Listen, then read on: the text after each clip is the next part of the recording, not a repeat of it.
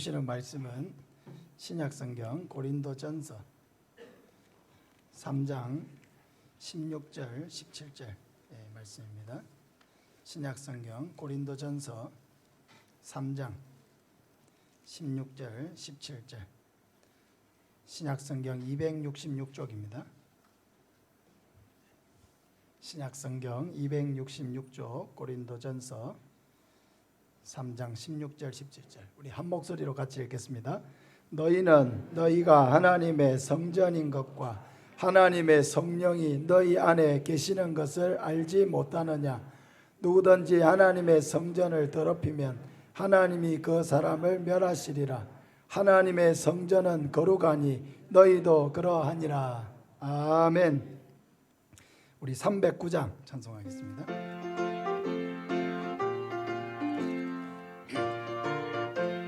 박수 치면서 찬양합시다. 목마른 내 영혼 주가 이미 허락한 그 귀한 영생수 주여 갈망합니다.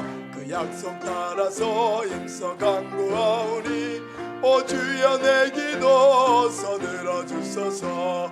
예수의 사랑 예수의 사랑 바다 물결같이 내게 임하니 영광의 물결에 온전히 쌓여서 내 영혼의 기쁨 한량없도다. 주 내게 약속한 금비 내려주시려 은혜의 저 구름 건너편에 떠올라 그 귀한 징조가 내게 밝히 보이니 나 힘을 다하여 주께 간구합니다.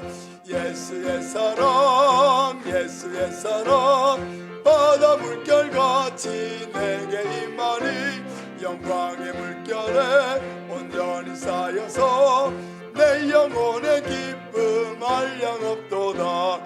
은혜의 소낙비 지금 흡족히 내려 구원의 금강물 흘러차고 넘쳐서 내 모든 모두 씻어버리니 나 지금 은혜를 충만하게 받았네. 예수의 사랑 예수의 사랑 바다 물결같이 내게 임하니 영광의 물결에 온전히 쌓여서 내 영혼의 기쁨 한량없도다. 그 차고 넘치는 주의 은혜의 물결 힘차게 밀려와 내게 만족합니다. 오 할렐루야로 주를 찬송하오니 내 마음의 기쁨이 항상 충만함이라. 예수의 사랑 예수의 사랑 바다 물결같이 내게 임하니 영광의 물결에 온전히 쌓여서 내 영혼의 기쁨 한량없도다. 할렐루야. 아멘. 나는 하나님의 성전입니다 하는 제목으로 말씀을 전하겠습니다. 구약에서 성전이라고 하면 건물을 의미했습니다. 첫 번째 성전은 하나님께서 시내산에서 모세에게 지으라고 하셨던 성막이 바로 첫 번째 성전입니다. 성막은 거룩한 처소라고 하는 뜻입니다. 하나님은 이스라엘이 광야에서 살 때에 항상 이스라엘 백성 한가운데 성막을 위치시키시고 그 성막 주변으로 이스라엘 백성들이 진을 치게 하셨습니다. 이것은 하나님께서 항상 자기 백성들 가운데 함께 임재해 계신 것을 시각적으로 이렇게 보여주신 것입니다. 근데 성막은 솔로몬 성전이 세워진 후에는 사라졌습니다. 이스라엘 백성들이 가나안 땅에 정착을 하고 살게 된 후에 하나님께서 이 솔로몬 왕 시대가 되어서 이제 고정식 건물인 성전을 짓게 하셨습니다. 건물 형태의 성전 시대가 열리게 된 것입니다. 근데 하나님께서 이스라엘 백성들에게 그때 명령을 하셨죠. 이스라엘이 어느 곳에서 이스라엘 백성들이 살고 있든지 간에 1년에 3번 다 성전에 와서 하나님께 예배를 드리고 제사하고 감사하도록 하나님이 명령하셨습니다. 하나님께서 이와 같이 명령을 하신 것은 모든 이스라엘 백성들이 항상 성전 중심의 삶, 성전 중심으로 산다는 것은 곧 하나님 중심으로 산다는 것인데, 모든 이스라엘 백성들이 항상 하나님 중심의 삶을 살도록 하기 위해서 이와 같은 명령을 주신 것입니다. 그러므로 성막과 성전이 중요했던 이유는 건물 자체에 있는 것이 아니라 그 성막과 성전에 계신 하나님 때문이었습니다. 지금도 이러한 개념은 마찬가지입니다. 하지만 이러한 신약 시대에는 더 이상 이 건물을 가리켜서 성전이라고 하지는 않습니다. 우리가 이 성전을 가리킬 때는 이 건물을 가리킬 때는 예배당, 교회당 이런 건물을 쓰죠. 당이라는 것은 집이라는 뜻입니다. 예배당, 예배드리는 집, 교회당, 하나님의 백성들이 모이는 집이라는 뜻입니다. 지금은 이 건물을 성전이라고 부르지 않고 하나님의 백성들, 바로 예수 그리스도를 구주로 고백하고 하나님의 자녀가 되고 천국의 백성이 된 저와 여러분이 다 바로 하나님의 성전이라는 것을 믿으시기를 바랍니다. 왜 저와 여러분이 하나님의 성전이냐? 바로 하나님의 성령이 바로 우리 안에 계시기 때문에 바로 우리가 하나님의 성전인 것입니다. 그래서 오늘 본문에도 사도 바울이 고린도 성도들을 향해서 너희가 바로 하나님의 성전이다 하고 말하고 있습니다. 16절 우리 같이 한번 읽겠습니다.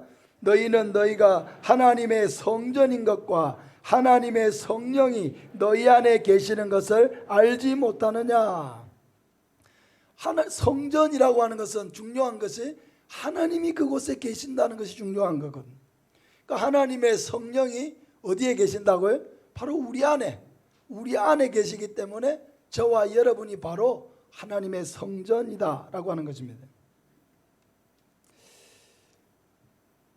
그러므로 우리는 항상 이 사실을 기억해야 합니다. 우리 한번 따라합시다. 나는 하나님의 성전입니다. 네, 내가 바로 하나님의 성전이다 하는 것을 항상 우리는 기억해야 합니다. 그런데 이 중요한 사실을 우리는 두 가지 측면에서 항상 기억을 해야 합니다. 첫째는 우리가 거룩한 삶을 살기 위해서 항상 자신이 하나님의 성전인 것을 기억해야 하는 것입니다. 16절 17절을 다시 한번 읽겠습니다. 너희는 너희가 하나님의 성전인 것과 하나님의 성령이 너희 안에 계시는 것을 알지 못하느냐. 누구든지 하나님의 성전을 더럽히면 하나님이 그 사람을 멸하시리라. 하나님의 성전은 거룩하니 너희도 그러하니라. 아멘. 우리가 하나님의 성전이기 때문에 하나님이 우리에게 요구하시는 것은 바로 우리가 거룩한 삶을 사는 것입니다. 거룩하게 산다라고 하는 것은 죄를 멀리하면서 하나님의 말씀대로 하나님의 선한 뜻대로 사는 것을 의미합니다. 바울이 고린도 교회를 향해서 이 말을 한 이유는 고린도 교회가 가지고 있는 여러 가지 문제가 있었기 때문입니다. 너희들 안에 그런 문제가 지금 생기고 있는 것, 이런 문제가 있는데도 자각하지 못하고 인식하지 못하고 무감각하게 이런 죄를 짓고 있는 이유는 바로 너희 자신이 바로 하나님의 성령이 거하시는 하나님의 성전이라고 하는 것을 잊어버리고 있는 것이 아니냐, 이렇게 얘기하는 거죠. 그럼 고린도 교회에 어떤 문제가 있었습니까? 먼저는 고린도 교회에 분열의 문제가 있었습니다. 당시 고린도 교회의 사역자는 아볼로였습니다. 근데 이 교회 안에서 아볼로 목사님을 통해서 한마음 한뜻이 되어가지고 복음 전하고 이렇게 화목하고 이렇게 교회가 세워져 가야 되는데 고린도 교회 안에 파가 4개나 있었어요. 나는 아볼로 목사님을 따르는 파다. 나는 바울이 이 교회 고린도 교회 설립자니까 나는 바울을 따르는 파다. 아니야. 그래도 예수님의 수제자는 베드로니까 난 베드로를 따르는 파다. 또 하나는 사람은 다 필요 없어. 나는 예수 그리스도를 따르는 파다. 교회 안에서 아볼로파, 바울파, 베드로파, 예수 그리스도파 4개로 나누어져 가지고 서로 자기가 옳다고 주장하고 있었습니다. 같은 교회를 섬기고 있는데 하나 되지 못하고 자기가 옳다고 주장하고 서로 반목하고 미워하고 다투고 있었다는 것입니다. 그러면서도 그들의 마음속에는 아무런 죄책감이 없었습니다. 사랑하는 여러분, 하나님은 우리를 하나 되게 하십니까? 우리를 분열시킵니까? 하나 되게 하시는 분이죠. 하나님은 우리를 서로 사랑하게 하십니까? 서로 미워하게 하십니까? 서로 사랑하게 하시죠. 우리가 하나님을 올바로 섬기고 있다면은 교회를 화목하게 하고 하나 되게 하는 일에 힘쓸 것입니다. 우리가 하나님을 올바로 섬기고 있다면은, 그리고 우리 안에 계신 하나님의 성령을 우리가 늘 인식하고 내가 하나님의 성령이 계시는 하나님의 성전이다 라고 하는 것을 인식하는 사람이라면 우리는 서로 미워하기보다는 서로 사랑하겠죠. 오해하기보다는 이해하려고 노력하겠죠. 여러분, 우리를 분열시키는 것은 마귀의 일입니다. 서로 미워하게 하는 것 마귀의 일입니다. 하나님의 백성은 하나님의 말씀을 듣고 하나님의 말씀대로 순종하는 삶을 살아야 되지, 마귀를 기쁘게 하고 마귀의 뜻대로 살아서는 안 되는 것입니다. 그런데 하나님을 모시고 살아가는 성전된 우리가 하나됨을 깨뜨리고 미워하고 서로 반목하고 분열하고 있다면은 이것은 우리 안에 계시는 하나님의 성령을 무시하는 일입니다. 성령은 하나 되게 하시고 서로 사랑하게 하시고 서로 화목하게 하시는 것이 성령이 우리 안에서 하시는 일인데, 전혀 성령의 뜻과 반대되는 방향으로 살아가고 있다면은 그것은 우리 안에 계신 성령을 무시하는 것이고, 그것은 바로 성전을 더럽히는 일입니다. 사랑하는 여러분, 항상 우리 안에 계신 성령을 의식하시길 바랍니다. 하나님의 성령을 따라서 화목하고 또 서로 사랑하고 하나 되는 일에 힘쓰는 저와 여러분 되시기를 바랍니다. 또한 고린도 교회 안에는 음란의 문제가 있었습니다. 5장 1절에 보면은 너희 중에 심지어 음행이 있다함을 들으니 그런 음행은 이방인 중에서도 없는 것이라 누가 그 아버지의 아내를 취하였다 하는도다. 이 아버지의 아내라고 하는 표현, 아버지의 아내는 보통 엄마죠. 근데 아버지의 아내를 엄마라고 표현하지 않고 아버지의 아내라고 표현한 것은 아마도 이 여인이 아버지의 첩이거나 혹은 의붓 어머니를 뜻하는 것으로 보입니다. 어쨌든 하나님께서 한 남자와 한 여자가 가정을 이루어서 그 안에서 이루어지는 성적인 모든 것들은 허용되고 아름답고 사랑스러운 것이지만은 그러나 그 외의 모든 것은 뭐 하는 겁니까? 하나님이 금하시는 거죠. 죄죠. 더러운 것입니다. 그런데 이러한 죄가 고린도 교회 안에 있었다는 것입니다. 하나님, 우리가 한 아내의 남편으로 또 한 남편의 아내로서 서로에게 충실하고 신실하기를 원하십니다. 그런데 교회 안에 이러한 엄난한 문제가 있는데도 불구하고 교회 안에서 이 문제를 해결하지 못했습니다. 여러분, 당시 이 고린도라고 하는 도시는 성적인 문란함으로 매우 가득한 도시였습니다. 고린도에 있는 산 정상에 아프로디테 신전이 있었는데 이 신전에는 항상 신전 장녀가 1000명 이상 있었다는 것입니다. 그래서 이러한 고린도 이 시 안에서 여러 가지 성적으로 문란한 이러한 일들이 법적으로 제도적으로 다 보장을 받고 있었다는 이것이 굉장히 큰 문제였습니다. 그래서 당시에 이 고린도의 성적인 문란함이 얼마나 컸던지 고린도인처럼 된다라고 하는 이런 관용어가 생길 정도입니다. 너 고린도인이네, 완전 고린도인처럼 사네, 이런 표현을 썼다는 겁니다. 관용어로. 이게 뭐냐? 굉장히 성적으로 문란한 사람들, 그런 사람을 가리켜서 이 고린도인처럼 산다라는 표현을 썼다는 것입니다. 그만큼 이 고린도가 이런 문란한 도시였다는 것입니다. 그런데 이러한 습관에 젖어 있던 사람들 중에 이제 예수님을 믿고 교회 안으로 들어오게 된 사람이 있었는데, 교회 안에 들어와서도 여전히 과거의 옛 습관, 좋지 못한 습관, 문란한 생활을 하던 습관, 이걸 버리지 아니하고 그렇게 신앙생활을 하는 사람이 있었다는 것입니다. 성범죄에 대한 아무런 의식도 없이 행하는 사람이 있었다는 것입니다. 사랑하는 여러분, 이 시대에도 적지 않은 문제가 있습니다. 하나님의 성전된 우리는 모든 종류의 성적인 죄와 유혹과 싸워야 하는 것입니다. 이 시대는 성적인 죄에 대해서 매우 느슨한 마음을 갖도록 부추기고 있습니다. 드라마의 주요 주제들 다 여러분 대부분의 주제들이 로맨스를 가장한 불륜을 다루고 있습니다. 동성애 허용되고 있습니다. TV에서도 이제 자기가 동성애를 해도 어떻게 합니까? 다 오픈합니다. 부끄러워하지 않습니다. 드라마나 프로그램에서 이러한 문제들이 전혀 잘못된 것이 아닌 것으로 다루어지고 있습니다.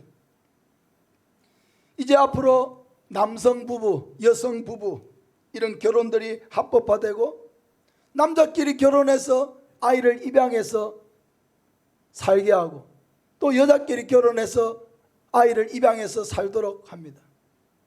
어제 뉴스에 보니까 이스라엘에서는 벌써 이렇게 남자끼리 여자끼리 결혼해가지고 대리모를 통해서 아이를 출산할 수 있도록 하는 그런 것들도 이제 합법화가 되었다 하는 뉴스를 보았습니다.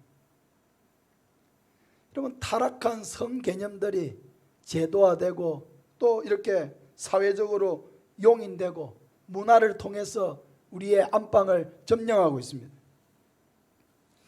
지금 여러분 국회에서는 평등과 인권이라고 하는 이런 미명하에서 성적인 문란과 타락을 이렇게 부추기고 있는 차별금지법을 통과시키려고 하고 있습니다.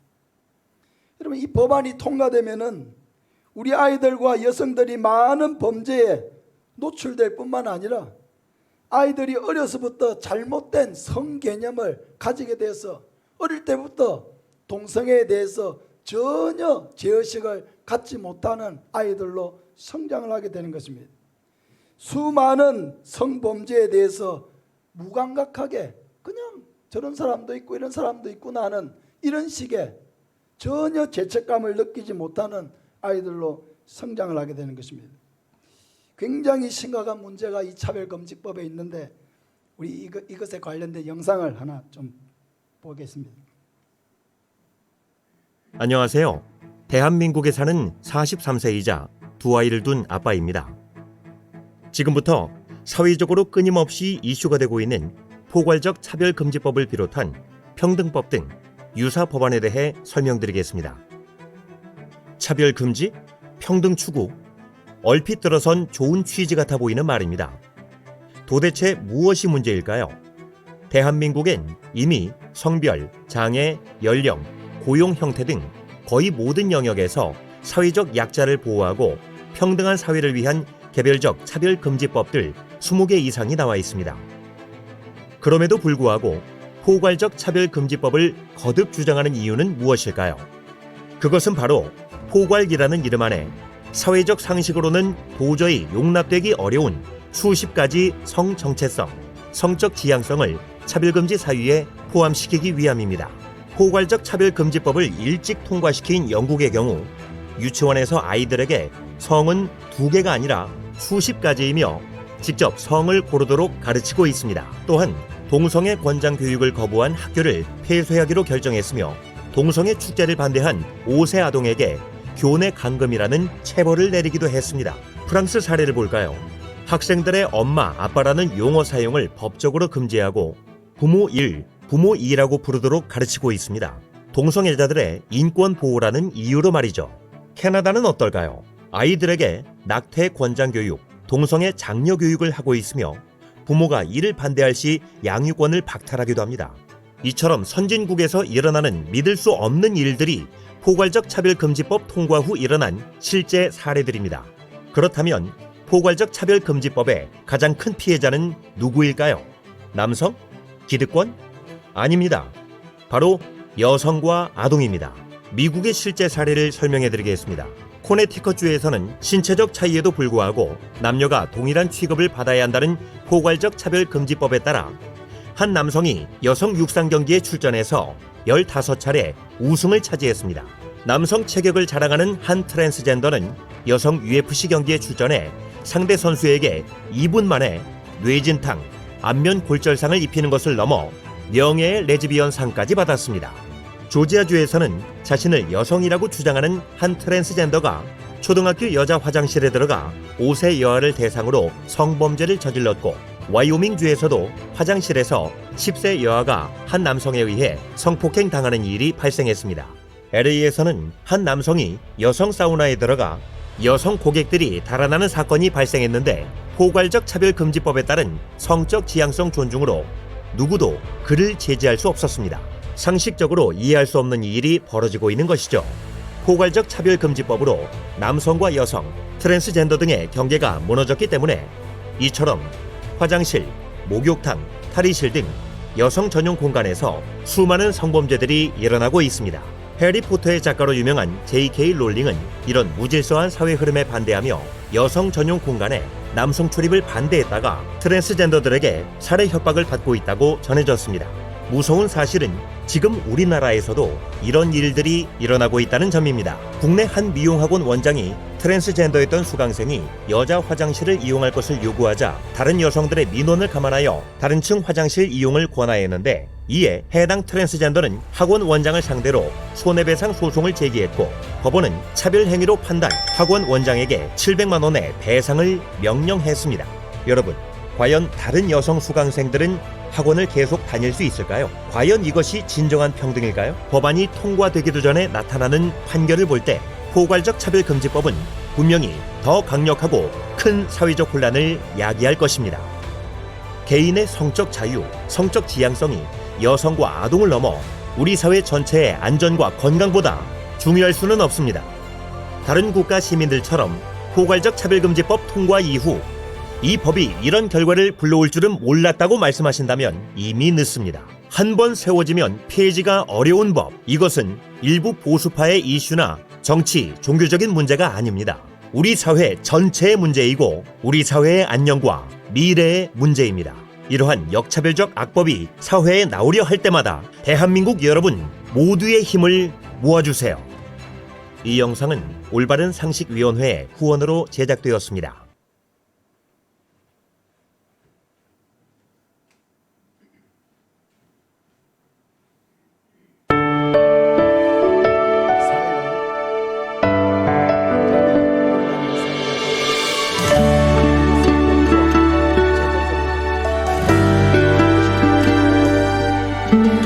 이제는 내가 없고 오직 예수님만 이러한 시대적 내 안에 살아계신 오직 예수님. 하나님이 거하시는 성전이라고 하는 것을 잊어서는 안 되는 것입니다. 하나님의 백성은 하나님을 따라서 거룩한 백성이 되어야 합니다. 세상이 그렇게 흘러가기 때문에 나도 그렇게 해도 되는 것이 아니라, 세상이 어떤 방향으로 흘러가든 세상은 계속해서 악한 방향으로, 더 악한 방향으로 흘러가고, 서로 그러한 죄를 부추기고 제도적으로 보장하면서 그렇게 옳지 않은 것을 옳다라고 맞장구를 칠 것입니다. 그러나 우리는 하나님께서 우리에게 주신 성 개념을 잊지 않아야 합니다. 하나님께서 한 남자와 한 여자를 창조하시고 가정을 이루어 자녀를 낳아 번성하게 하셨습니다. 우리 청소년들 또 우리의 청년들, 이러한 시기를 보낼 때에 항상 성을 아름답게 간직하시기를 바랍니다. 이것이 바로 우리 자신을 거룩하게 지키고, 또 이 세상에서 우리 자신을, 또 교회를, 이 세상을 거룩하게 지키는 일입니다. 고린도 교회 안에는 또 우상 숭배의 문제가 있었습니다. 고린도후서 6장 14절 이하에 보면, 너희는 믿지 않는 자와 멍에를 함께 하지 말라. 의와 불법이 어찌 함께하며 빛과 어둠이 어찌 사귀며 그리스도와 벨리알이 어찌 조화되며 믿는 자와 믿지 않는 자가 어찌 상관하며 하나님의 성전과 우상이 어찌 일치가 되리요. 우리는 살아계신 하나님의 성전이라. 이와 같이 하나님께서 이르시되 내가 그들 가운데 거하며 두루 행하여 나는 그들의 하나님이 되고 그들은 나의 백성이 되리라. 하나님을 섬기는 우리가 우상 숭배를 할 수 없는 것은 의와 불법이 함께할 수 없는 것과 같다고 했습니다. 빛과 어둠이 함께할 수 없는 것과 같다고 했습니다. 그리스도와 벨리알, 이 벨리알은 타락한 천사 사탄을 지칭하는 용어입니다. 그리스도와 벨리알이 함께할 수 없는 것과 같다. 하나님의 성전과 우상이 일치할 수 없는 것과 같다고 말씀하고 있습니다. 하나님을 마음에 모시고 사는 사람이 당연히 하나님이 미워하시는 모든 우상을 버려야 한다는 것입니다. 여러분, 우상 숭배는 우리의 삶의 곳곳에 스며들어 있습니다. 하나님이 아닌 것을 하나님인 것처럼 숭배하고 두려워하고 섬기는 그 모든 것이 다 우상 숭배입니다. 하나님을 모신 사람은 다른 모든 신을 버려야 합니다. 특별히 부적이나 미신적인 행동을 버려야 합니다. 점을 보거나 무당을 찾아가거나 사주팔자나 관상을 보는 것을 금해야 합니다. 물을 떠놓고 빌거나 신주 딴지를 모시지 말아야 합니다. 또 모든 종류의 그런 금기시하는 그런 것에도 우리는 자유해야 합니다.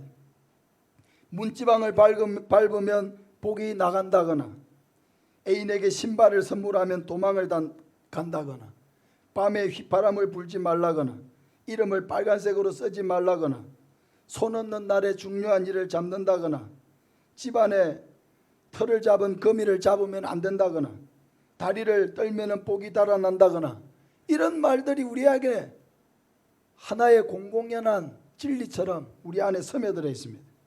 이 모든 것들은 다 미신적인 그런 생각이고 또 우리의 마음을 주장하고 있는 그런 미신입니다.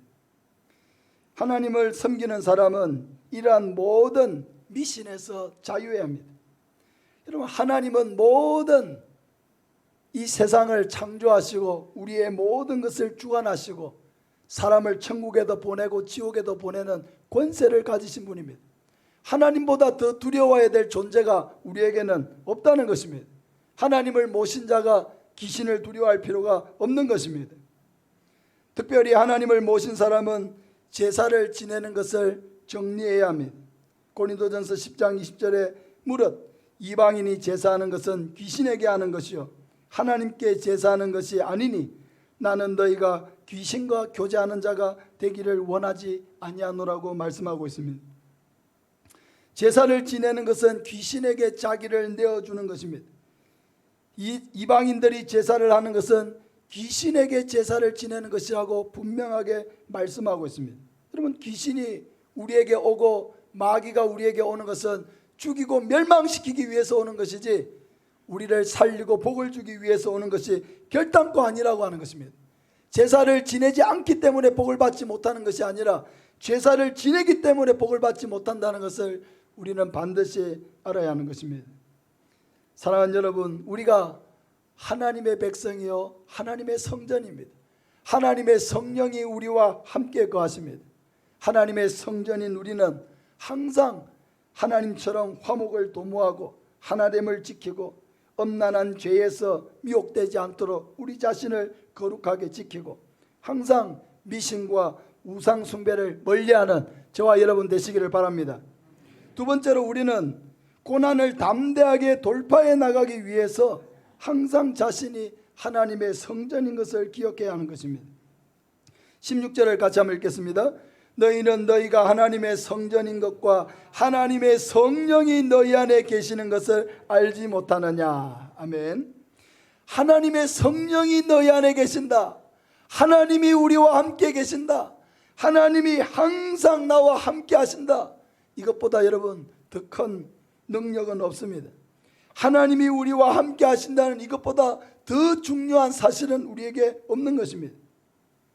예수님께서도 성천하시기 전에 제자들에게 약속하셨죠. 세상 끝날까지 너희와 항상 함께 있으리라. 할렐루야. 세상 끝날까지 너희와 항상 함께 있으리라. 함께 있는 이것보다 더 큰 능력이 없고 더 큰 선물이 없기 때문에 하나님은 이렇게 함께 있겠다, 예수님께서도 함께 있겠다, 이렇게 약속을 하신 것입니다. 야곱이 형을 피해서 밧단아람 삼촌 라반의 집으로 갈 때에 야곱은 외로웠습니다. 걱정이 대단히 많았습니다. 형이 자신을 죽이려고 하는 것도 걱정스럽고 자신의 미래에 아무것도 보장이 되어져 있지 않다 하는 이 사실도 두려웠습니다. 그러나 이러한 염려와 걱정 속에서 베델에 잠이 들었는데 그날 밤 하나님께서는 야곱을 찾아오시고 야곱을 만나 주셨습니다. 그날 밤에 야곱에게 주신 약속은 다른 것이 아니라 내가 너와 함께 하겠다라고 하는 이 분명한 약속의 확인이었습니다. 창세기 28장 15절에 내가 너와 함께 있어 내가 어디로 가든지 너를 지키며 너를 이끌어 이 땅으로 돌아오게 할지라. 내가 네게 허락한 것을 다 이루기까지 너를 떠나지 아니하리라 하신지라. 할렐루야. 하나님의 약속은 다른 것이 아닙니다. 내가 너와 함께 있겠다는 것입니다. 네가 어디로 가든지 너를 지킬 것이라고 하는 것입니다. 내가 네게 허락한 것을 다 이루기까지 내가 너를 떠나지 않겠다, 너와 함께 하겠다, 항상 내 곁에 너와 함께 내가 있을 것이다, 이렇게 약속해 주신 것입니다.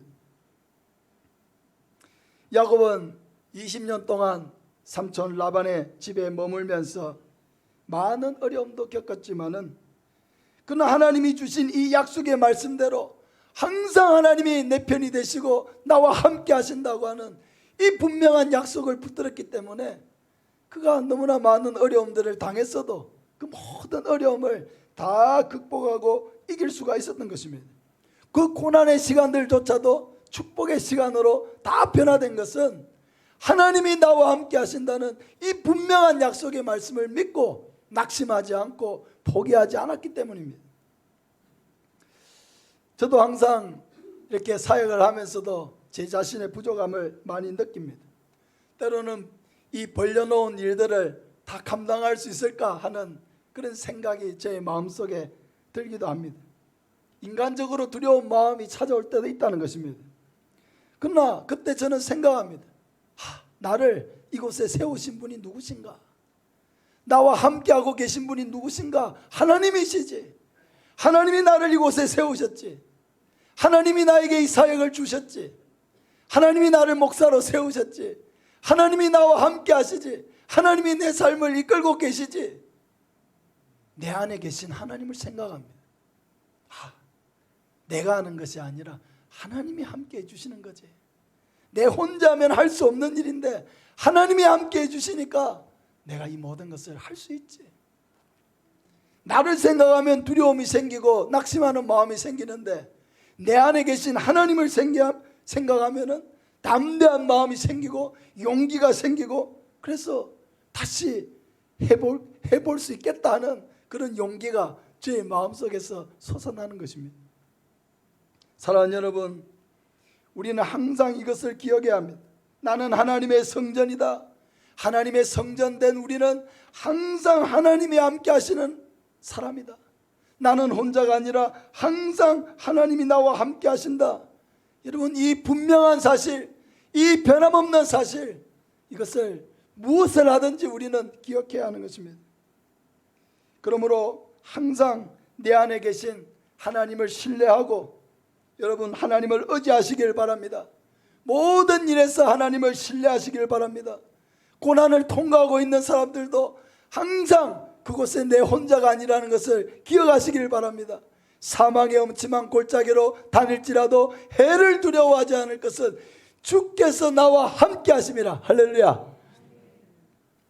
다윗이 그 많은 어려움들을 겪고 사망의 엄침한 골짜기와 같이 자기의 생명이 위협받는 그런 어려운 시간들을 보내면서도 그 고난을 이겨낼 수 있었던 이유는 바로 그 고난의 현장에도 하나님이 나와 함께 하신다고 하는 이 분명한 약속의 말씀, 이것을 믿었기 때문에 항상 그 속에서 하나님을 의지하고 신뢰하고 기도하면서 그 모든 어려움들을 감당했다는 것입니다. 우리가 하나님의 성전인 것을 기억해야 되는 두 가지 이유를 오늘 말씀드렸습니다. 첫째는 거룩한 삶을 위해서입니다. 내가 하나님의 성전된 것을 기억하고 하나님의 성령이 내 안에 계신다 하는 이 분명한 사실을 기억할 때 우리는 모든 종류의 죄악들, 하나님이 미워하시는 모든 종류의 죄악을 거부하고 미워하고 싸워갈 수가 있습니다.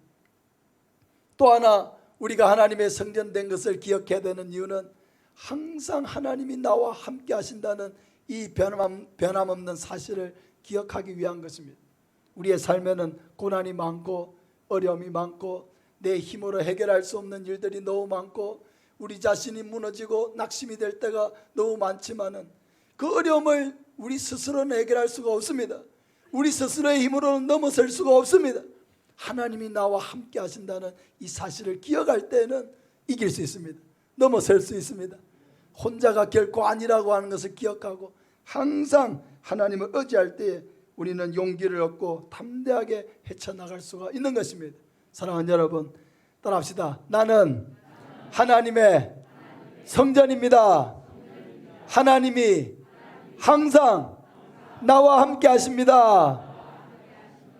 이 중요하고 변함없는 이 사실을 항상 기억하면서 거룩한 하나님의 백성으로 또 담대하게 어떤 어려움도 헤쳐나가는 하나님의 용사로서 살아가는 저와 여러분 되시기를 예수님의 이름으로 축복합니다.